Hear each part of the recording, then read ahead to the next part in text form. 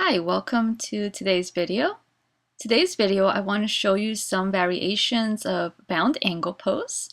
So bring the bottoms of your feet together and let your knees open out to the sides. Grab onto your ankles and then take hold of the feet and begin to separate the bottoms of the feet. You want to press the heels and the outer edges of the feet together, but try to separate the inner edges and the toes.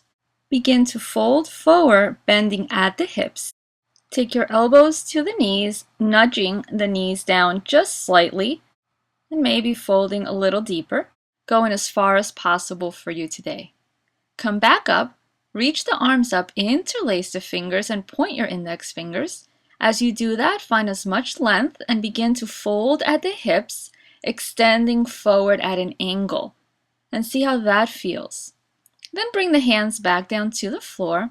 Inhale to a nice long spine, and see if you can go a little deeper with your exhale. If not, just walk your hands back and sit up a little straighter. So just see what works for your body. If you can go deeper, maybe you can bend the elbows and send the elbows in the direction of the mat without forcing, without feeling any strain in the knees. And you can hold the pose for up to 5 breaths in your practice. And then when you're finished, you can begin to walk yourself back up. Now we can add a twist to the pose by taking one hand behind and the other one in front and twisting towards the right side, looking straight ahead, or you can turn your head as well.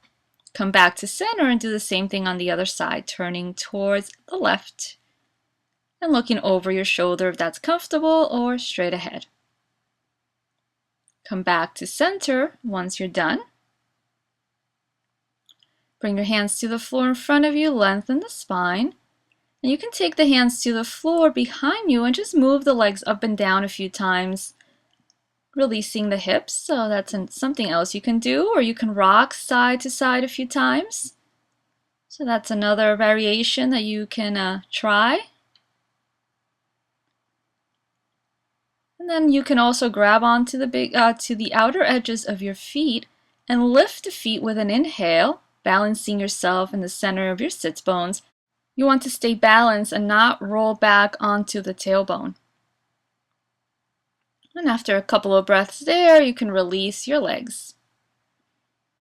And for the final variation I'm going to show today, let's lay back with the bottoms of the feet together and you're reclined, Supta Baddha Konasana. So just let the knees open out to the sides and lay back, relaxing through the spine.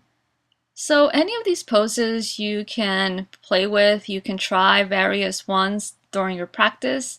So just see which ones work for you, which ones feel better.